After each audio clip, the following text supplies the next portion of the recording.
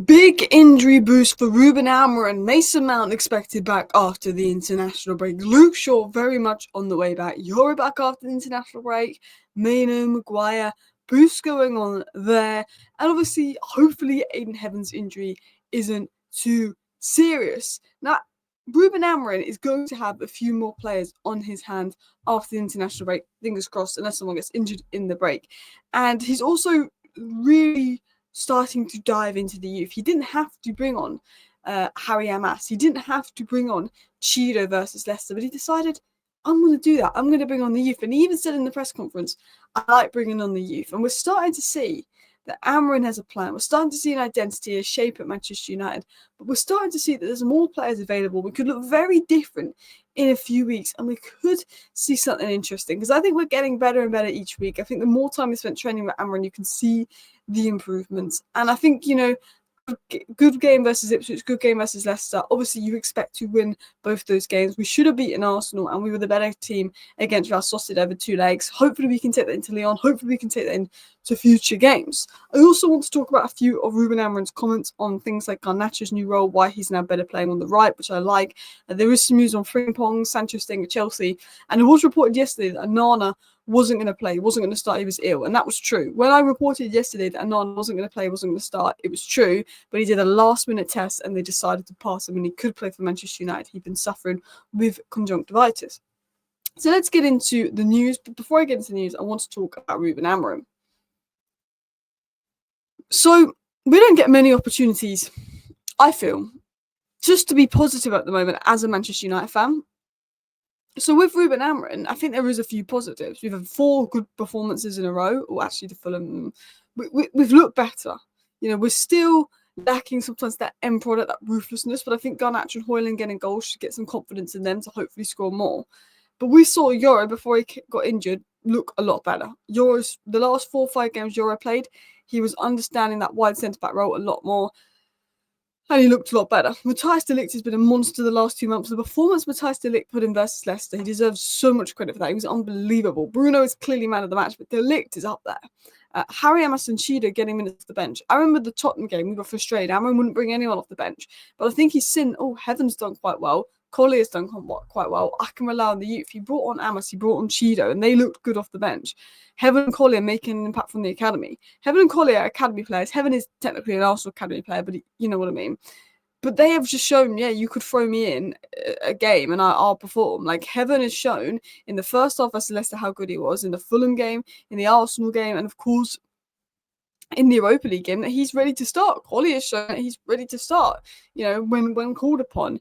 And we're starting to show the impact of the academy. Dorgu at left wing back, we could see it makes a big difference to the system. And I think with recruitment and Dorgu and Heaven on the left-hand side, it's made a big difference. It's positive things to see. We're starting to see a shape. We're starting to see an identity. We're starting to see a way of playing under Ruben Amorim. And Amorim's also made a few adaptations. I complained about Amorim about 2 months ago because he wasn't adapting. It was like, I'm not saying he has to change formation, but he could adapt to Casemiro isn't being asked to cover this much space. And he's made those adaptations. He's playing Garnacho on the right. He's playing Xerxes as a 10 or the striker. He's playing Casemiro in a role where he doesn't have as much responsibility out of possession. He's dropped Bruno deeper to progress the ball. And all these adaptations have worked. There's not loads he can do adaptation-wise in terms of rotating players because we don't have a huge squad. It's not like we can drop Delo and he's been poor. It's not like we could drop Lindelof. And he probably wanted to rotate Xerxes and Eriksen because Xerxes ran his socks off lately. But there's lots of good signs. So I want to talk about Man United and why we could look different in a few weeks, get into the injury news and get into the updates. So let's get into what he said on injuries and a couple of players. First of all, Ruben Amorim spoke on Aiden Heaven's injury. He says we have to evaluate during the week. He's a young kid and he doesn't know how to explain what he's feeling. It's hard for us to know. He's a bit calm now, but we have to assess in the week.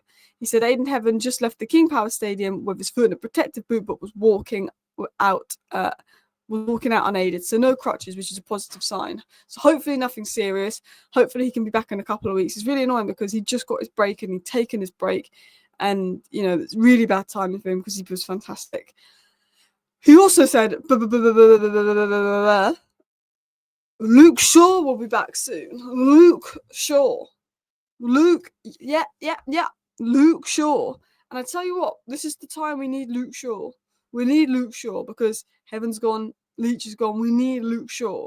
So if Luke Shaw can be back soon, that's a big boost because Luke Shaw and Mason Mount, they are disappeared this season, but they do, when good and when fully fit, they do improve the starting 11. So big boost for Luke Shaw there. He also said, we'll split the squad. Some players like Mason Mount need to work on their fitness.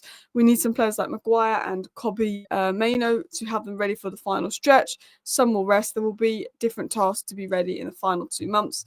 But we should get players back. And there's also a feeling that Ahmad could have come back for the final few games, but they'd only risk it if it was like a Europa League final, for example. So I want to talk about Manchester United. I want to talk about a couple of players, and then I want to talk about Amorim's plan. So first of all, I wanted to give Collier a shout out. I thought Collier was really good when he came on. He played wing back, he played midfield, he's come on as a 10. I think Collier's one of those players that a manager must love because you could chuck him on as a fullback, you could chuck him on as a midfielder, you can chuck him on in a more defensive role, a more attacking role, and he's absolutely going to run his heart out. He's got a crazy engine, is very versatile, keeps everything simple on the ball, doesn't overthink it, doesn't give it away. I feel like he's a very reliable player, Toby Collier. And I said something along the lines of this in my match reaction yesterday, and Dylan has also said a similar thing, and he makes a good point. I think the most significant indicator that Amorim is starting to see progress and stability in the squad is the fact that he's using the academy/young players more. Heaven and Collier played due to necessity, but he didn't need to add Cheetah and Amass, but later on chose to. I think he's seeing progress and stability in the squad to bring the young players in. I also said in my video yesterday that I think the fact that Collier and Heaven had done so well maybe made him more likely to bring Cheetah and Amass on as well, realising he can trust them. But I think Dylan makes a point here in terms of, I feel like we look more stable. I don't think we're at our best versus Leicester. I don't think we were amazing, but we look stable, we look comfortable, we looked in control of the game throughout the whole point. And even if it wasn't full of energy, and Ruben Amorim even said in his match reaction, you could tell that we were knackered, but it was a good performance, but we were knackered and it lacked intensity at times. Even though we weren't full of energy, we were the better team. We were very much in control, and it felt like a stable environment, which is good to see. And hopefully, we can go into this international break being positive, but hopefully after the international break, we can also continue this and start to get more results, because I'm starting to see a future at United. I'm thinking, if you get recruitment right here, the future's good. Amorim even spoke about Harry Amass. First of all, it's his birthday, it's a special day. They have to understand they're lucky to play for United, and at the same moment, I have so much fun putting on the young kids. Harry Amass did very well, technically very good on the ball. I liked him. I liked having the left footer on. It was good to see. Ruben Amorim speaks about Garnacho, saying he's doing really well on the right. And I think since Garnacho's moved to the right, he's looked a lot better. I've always felt he's better on the right because he doesn't have to be as selfish. And Amorim said on Garnacho, he was very happy, but the most important thing is that he improves his game. He plays on both sides. He makes defensive returns. When you do these little things, you are rewarded. He deserved his goal. Højlund was rewarded for the absolute shift he put in midweek with his goal. Garnacho was rewarded with his last few performances, his all-round game, with a goal. And he's doing well on the right, as Amorim said. And Amorim's noticing that Garnacho can go on the right. He's noticing that he can pull up on the youth. There's a bit more stability there. Bruno stepped up. Casemiro's looked better in recent weeks.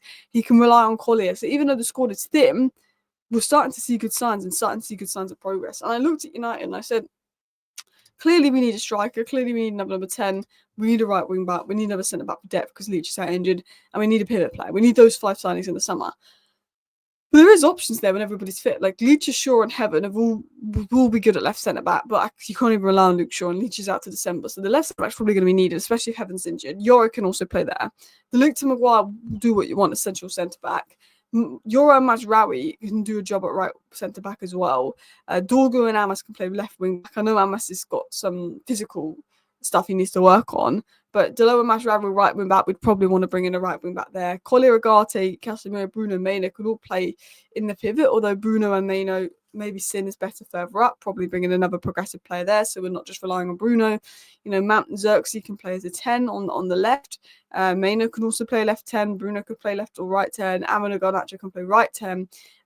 Maybe we want another 10 in there, particularly on the left with Mount's injuries. And then you've got Højlund, Xerxes, and Cheetah that can play up top. But I do think there's options there. And I do think this Man United starting 11 could look really different in a few weeks, just having a few players back. I wanted to quickly talk about Bruno Fernandes, because it was said that by Ruben Amorim or Bruno Fernandes that we see what we see every week, but the most important thing is the work he puts in every week. He speaks about Bruno Fernandes and not just what we're getting performance-wise on the pitch, but he's saying the work he puts in. And the work that Bruno puts in, is in relation to these performances.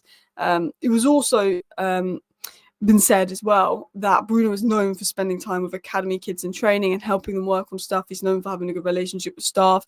He's known for just being an all-round leader and a good guy around United.